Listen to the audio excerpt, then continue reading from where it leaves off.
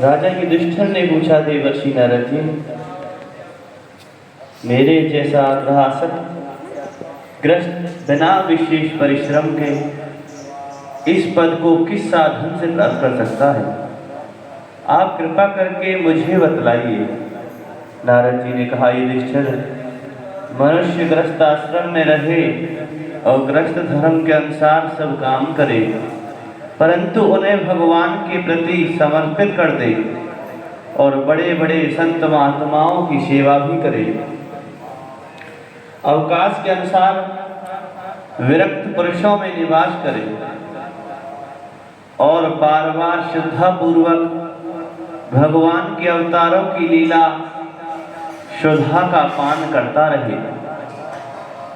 जैसे स्वप्न टूट जाने पर मनुष्य स्वप्न के संबंधियों से आसक्त नहीं रहता, वैसे ही ज्यों-ज्यों सत्संग के द्वारा बुद्धि शुद्ध हो, त्यों-त्यों ही शरीर, स्त्री, पुत्र, धन आदि की आसक्ति स्वयं छोड़ता चले, क्योंकि एक ना एक दिन ये छूटने वाली ही है।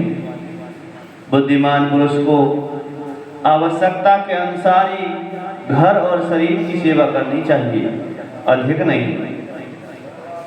भीतर से विरक्त रहे और बाहर से रागी के समान लोगों के साधारण मनुष्य जैसा ही व्यवहार कर ले। माता पिता, भाई बंधु, पुत्र मित्र, जाति वाले और दूसरे जो कुछ कहें अथवा जो कुछ चाहें, भीतर से ममता ना रखकर उनका अनुमोदन कर दे। बुद्धिमान पुरुष वर्षा आदि के द्वारा होने वाले अन्न आदि, पृथ्वी से उत्पन्न होने वाले सुवर्ण आदि, अकस्मात प्राप्त होने वाले द्रव्य आदि तथा सब प्रकार के धन भगवान के लिए दिए हुए ही हैं, ऐसा समझकर प्रारब्ध के अनुसार उनका उपभोग करता हुआ संचय न करे, उन्हें पूर्वोक्त साधु सेवा आदि कर्मों में लगा दे। मनुष्यों का अधिकार केवल उतने ही धन पर है जितने से उनकी भूख मिट जाए, इससे अधिक संपत्ति को भी अपनी मानना है, और वह जो यह मानता है कि यह मेरी संपत्ति है वह चोर है, उसे दंड मिलना चाहिए। हरिण, ऊंट, गधा, बंदर, चूहा, सरीसृप, रेंग कर चलने वाले प्राणी, पक्षी और मक्खी आदि को अपने पुत्र के समान ही समझे। उनमें और पुत्रों में अंतर ही कितना है। ग्रस्त मनुष्यों को भी धर्म है, अर्थ और काम के लिए बहुत कष्ट नहीं उठाना चाहिए, बल्कि देश, काल और प्रारब्ध के अनुसार जो कुछ मिल जाए उसी से संतोष करना चाहिए। अपनी समस्त भोग सामग्रियों को कुत्ते, पतित और चांडाल पर्यंत सब प्राणियों को यथा योग्य बांटकर ही अपने काम में लाना चाहिए। और तो क्या, अपनी स्त्री को भी, जिसे मनुष्य समझता है कि यह मेरी है, अतिथि आदि की निर्दोष सेवा में नियुक्त रखे। लोग स्त्री के लिए अपने प्राण तक दे डालते हैं, यहाँ तक कि अपने माँ बाप और गुरु को भी मार डालते हैं। उस स्त्री से जिसने अपनी ममता हटा ली, उसने स्वयं नित्य विजय भगवान पर विजय प्राप्त कर ली। यह शरीर अंत में कीड़े, विष्ठा या राख की ढेरी होकर रहेगा। कहाँ तो यह तुच्छ शरीर और इसके लिए इसमें आसक्ति होती है वह स्त्री, और कहाँ अपनी महिमा से आकाश को भी ढक रखने वाला अनंत आत्मा। ग्रस्त को चाहिए कि प्रारब्ध से प्राप्त और पंचयज्ञ आदि से बचे हुए अन्न से अपना जीवन निर्वाह करे। जो बुद्धिमान पुरुष इसके सिवा और किसी वस्तु में स्वतत्व नहीं रखते, उन्हें संतों का पद प्राप्त होता है।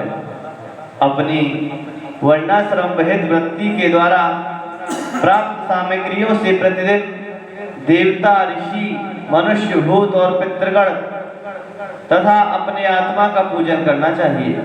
यह एक ही परमेश्वर की भिन्न भिन्न रूपों में आराधना है। यदि अपने को अधिकार आदि यज्ञ के लिए आवश्यक सब वस्तुएं प्राप्त हो तो बड़े बड़े यज्ञ और अग्निहोत्र आदि के द्वारा भगवान की आराधना करनी चाहिए। युधिष्ठिर, वैसे तो समस्त यज्ञों को भोक्ता भगवान ही है, परंतु ब्राह्मण के मुख में अर्पित किए हुए हविष्यान्न उनकी जैसी तृप्ति होती है, वैसी अग्नि के मुख में हवन करने से नहीं।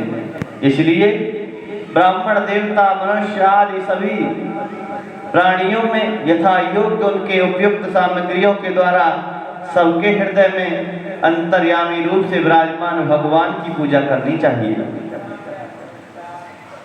इनमें प्रधानता ब्राह्मणों की ही है। धनी ध्वज को अपने धन के अनुसार आश्विन मास के कृष्ण पक्ष में अपने माता पिता तथा उनके बंधुओं, पितामह, मातामह आदि का महालय श्राद्ध करना चाहिए। इसके सिवा अयन, कर्क एवं मकर की संक्रांति, विषुव, तुला और मेष की संक्रांति, व्यतिपात दिनक्षय, चंद्र ग्रहण या सूर्य ग्रहण के समय, द्वादशी के दिन श्रवण, धनिष्ठा और अनुराधा नक्षत्रों में, वैशाख शुक्ला तृतीया, अक्षय तृतीया, कार्तिक शुक्ल नवमी, अक्षय नवमी, अगहन पौष, माहा और फागुन, इन 4 महीने की कृष्णाष्टमी, माघ शुक्ला सप्तमी, माघ की मघा नक्षत्र से युक्त पूर्णिमा और प्रत्येक महीने की वह पूर्णिमा जो अपने अपने मास नक्षत्र, चित्रा, विशाखा, ज्येष्ठा आदि से युक्त हो, चाहे चंद्रमा पूर्ण हो या अपूर्ण। द्वादशी तिथि का अनुराधा श्रवण, उत्तरा फाल्गुनी, उत्तराषाढ़ा, उत्तरा भाद्रपदा के साथ योग, एकादशी तिथि का तीनों उत्तरा नक्षत्रों में योग अथवा जन्म नक्षत्र या श्रवण नक्षत्र से योग, ये सारे समय पितृगणों का श्राद्ध करने योग्य एवं श्रेष्ठ हैं।